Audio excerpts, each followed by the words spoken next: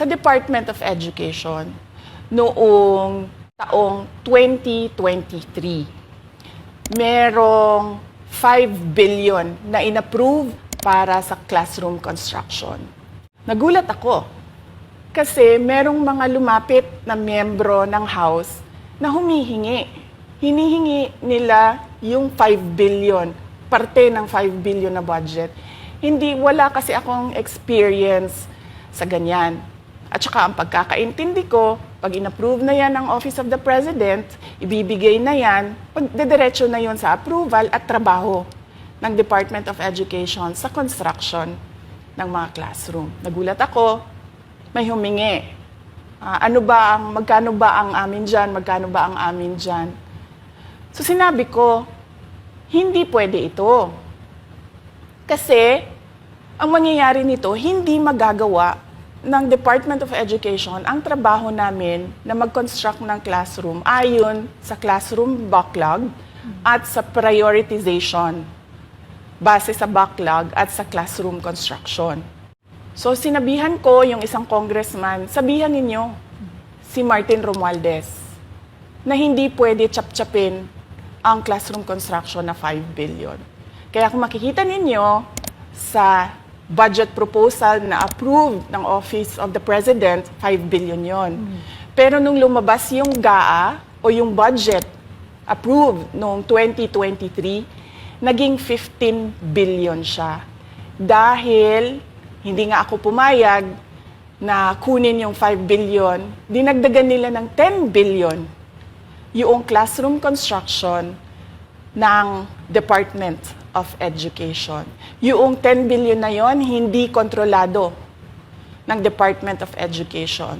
Controlled yon ni Congressman Zaldico at Congressman Martin Romualdez. A few moments later. Sir, si Vice President Sara Duterte po, sinabi niya na yung investigation hindi dapat matapos doon lang sa flood control projects dahil nung panahon daw niya sa DepEd, sir, may mga proyektong hindi nakukonsulta sa DepEd tapos biglang andyan na tapos pinapagparte-partehan lang daw ng certain congressmen yung pondo po. So dapat pati school buildings daw po masama. Doon naman sa DepEd, wala naman kapasidad din ang congressman mag-initiate except pag kinonsulta sila ng DepEd. No? So for example, itong budget ng DepEd ngayon, wala akong alam na congressman na formally nag-submit ng listahan ng mga eskwelahan, for example, na kailangan niya, pagkatapos automatically nasama sa DepEd budget. No? Yung pamamaraan dyan, yung DepEd has a program for the whole period.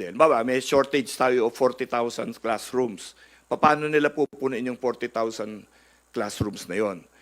Gagawa sila ng plano nationwide, base nila sa kung sinong priority, sinong na mas nangangailangan. Tapos doon nila ilalagay yung kanilang mga proposal for the NEP 2026. Ganon. So kung sasabihin natin na dapat bantayan, talaga, lahat ng mga bagay na nasa National Expenditure Program, dapat titignan talaga. In fact, yan ang katungkulan. That's the obligation of Congress. We really have to look at it. As to whether or not lumalanding sa mga congressman yan, hindi ko alam kasi the funds of the DepEd, for example, so far, pagka may school building, linilipat yan automatically sa DPWH. Walang construction na ginagawa ang DepEd. Pumupunta talaga sa DPWH. In that sense, maaaring sabihin na baka nakukupong na naman doon sa mga kalokohan doon sa mga pondo sa DPWH. But to say na DepEd mismo, ako tingin ko parang, at least to my knowledge, wala akong nakikitang ganyan. But what probably happens is, pagpunta man dun sa DepEd, sa DPWH, meron talaga sigurong mga paminsan-minsan may himala dyan.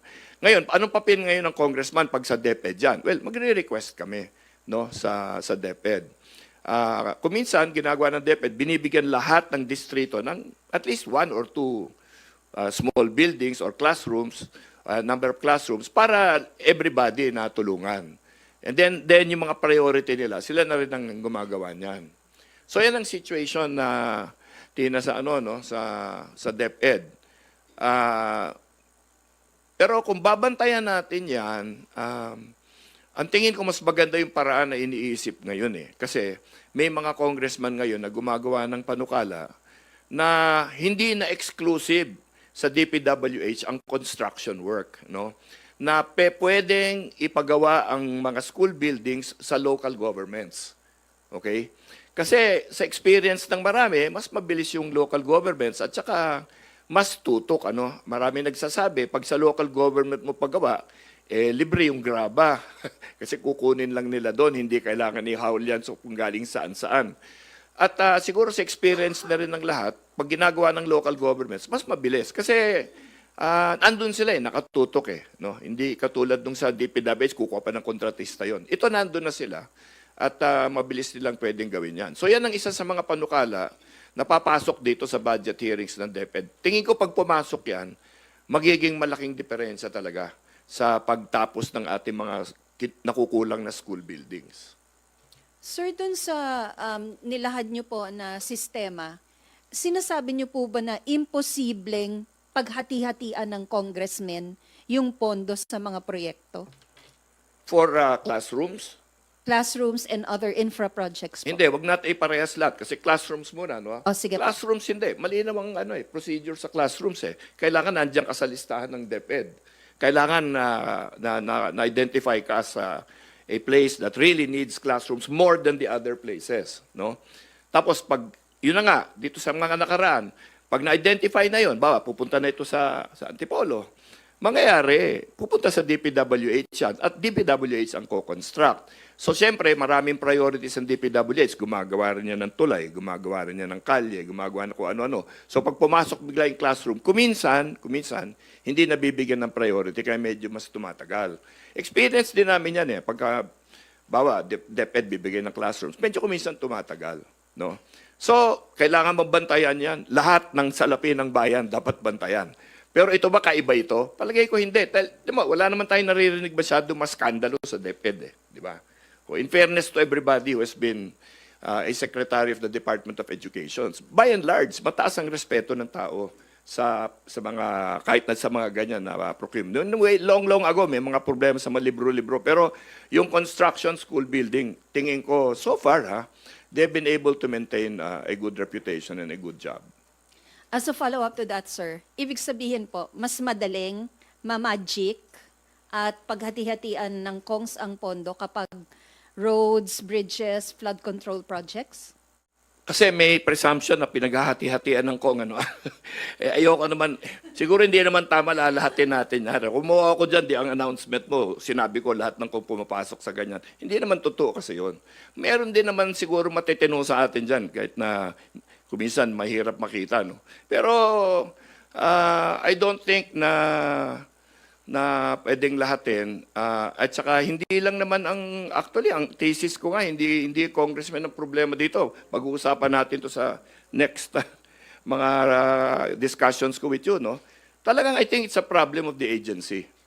Tingin ko, alam mo, yung Department of Public Works really needs a complete overhaul Alam mo yan, yung mga proseso nila, lahat ng nila, sistema nila, kailangan medyo pag-aralan, baguhin. Yun nga yung direksyon ng aking panukalang investigasyon At hindi lang sila, pati na rin ang DBM. So ako na-call ang attention ko sa sinasabi ni Senator Lacson na kailangan hanapin natin na funders, no? Sa loob-looban ko, funders, isa lang mapinanggagalingan ng pera dito, DBM so saan tayo mag-uumpisa maghanap ng funders? Di siguro doon, di ba? So sinasabi ngayon mga kabayan ni Congressman Ronaldo Pono na hindi daw po ang congressman yung may kasalanan or may mga ginagawang katiwalian, pero ito daw mga agency mga kababayan kagaya po ng DPWH at ng Department of Budget and Management kasi sila daw po yung mga gumagawa daw talaga according dito kay Congressman Pono meron po siyang thesis daw na sila talaga yung may hawak ng budget daw mga kababayan at sila daw yung may pakana dito sa mga corruption sa mga proyekto. So itong mga congressman daw ay hindi daw po ganun mga kababayan, hindi po nila hawak daw ang pera. At kabaliktaran naman ito mga kababayan sa sinasabi ni Vice President Sara Duterte doon sa kanyang panunungkulan tungkulan bilang DepEd Secretary na lumalapit sa kanya itong ilang congressman at humihingi ng parte doon sa budget, mga kabayan, na 5 billion yata yon yung budget sana para pang-repair no doon sa mga school buildings, at tinanggihan nga po ito ni VP Sara, mga kabayan, dahil hindi daw pwede ito, at sinabi pa niya doon sa congressman na lumapit sa kanya na babalik ka doon kay Congressman Martin Romualdez at sabihin mo hindi pwede itong ginagawa nyo na party-partihan no, or hingi kayo ng parte dito sa budget na para doon sana sa school building repairs, mga kababayan. At pati naman dito si PACC or dating PACC chairman na Attorney Greco Bilhica, mga kababayan, no? At talagang matapang na sinabi niya na itong mga congressman ang big fish, no, ang mastermind dito sa mga corruption, no, dito sa mga anomalya sa mga proyekto sa gobyerno, kagaya po dito sa flood control, itong school building projects, mga seawall. Kasi yung mga congressman daw, mga kababayan, sila yung may bit-bit ng budget, at yung mga ahensya kagaya ng DPWH ay bagman lang, mga kababayan. At nung nakarang mga araw nga, mga kababayan, isang district engineer dito po sa first district ng Batangas ay nahuli, no, na-entrap, nahulihan ng 3.1 million na tangkang panunuhol daw dito kay Congressman Leandro Leveste, mga kababayan. So aabot daw po ng 360 million ata yon yung kabuuhang suhol according dito kay Senator Ping Lacson, para hindi na po imbestigahan itong mga flood control na palpak, no, dito sa first district ng Batangas.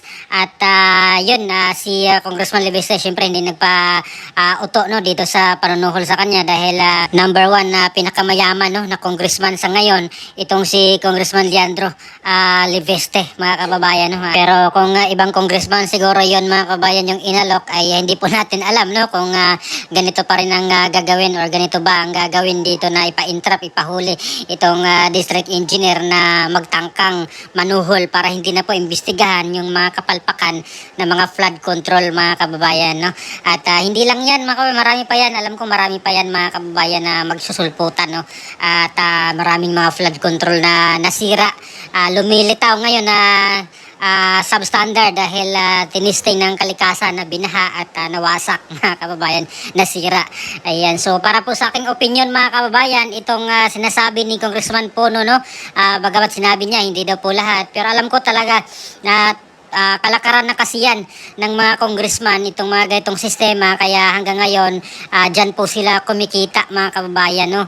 At itong mga kontraktor syempre ay kakontsaba nila, pero itong mga congressman mismo sila yung may kagagawan yan, mga kababayan, no, dahil unang-una kausap nila yan yung mga district engineer at itong mga regional director, no, ng DPWH. At sabi pa nga ni Attorney Greco Bilhica, kapag hindi gusto, no, itong mga district engineer sa mga distrito, kapag hindi gusto ni congressman ay pinapaalis nila, mga kayong pinapalitan. So ngayon ay magkabukingan na itong mga baho, no, ng mga congressman, mga kababayan, at sila talaga dyan yung mastermind, mga kababayan, dito sa mga corruption na ito. At mukhang may pinagtakpan pa, no, itong si Congressman Pono, no. Ayaw lang siguro niyang mapahiya yung buong institution, no, itong House of Representatives, pero wala na, dahil booking na, mga kababayan. Sabi nga ng kasabihan, pag may isang kamatis na bulok na makasama doon sa magagandang kamatis, ay pati yung mga gandang kamatis ay masisira din or mahahawa, mga kababayan. Kaya damay-damay na itong mga congressman, no, may isang bulok lang dyan, damay na lahat, no, itong kaya kahit anong gawin ng mga congressman, mga kababayan, ay sira na po sila talaga dito. Although hindi naman talaga lahat, kasi hindi naman kasalanan ni Pedro, ay hindi naman kasalanan ni Pablo, no. May mga ganon din naman tayo. Pero nasira yung kanilang pangalan, yung kanilang integridad, mga kababayan, na bilang institution, bilang mambabatas. Pag mahaluan ng mga korap ay damay na po lahat, mga kababayan. Yun po yung dapat nila sanang pag-ingatan, na hindi po sila mahawaan, or hindi po nila hayaan na merong isang bulok na congressman ang makapasok dyan sa kongreso para hindi po madamay ang buong pangalan ng buong kongreso, mga kababayan. So sa inyong opinion, mga kababayan, kanino po kayo naniwala? Kay Vice President Sara Duterte na mismong siya po yung nilapitan ni congressman at humingi ng parte doon sa 5 billion, mga kababayan, na proyekto na sana para sa repair ng school building, or dito kayo maniwala sa mga sinasabi ni Congressman Ronaldo Puno, mga kababayan. So please comment down below. Maraming salamat. God bless po sa ating lahat.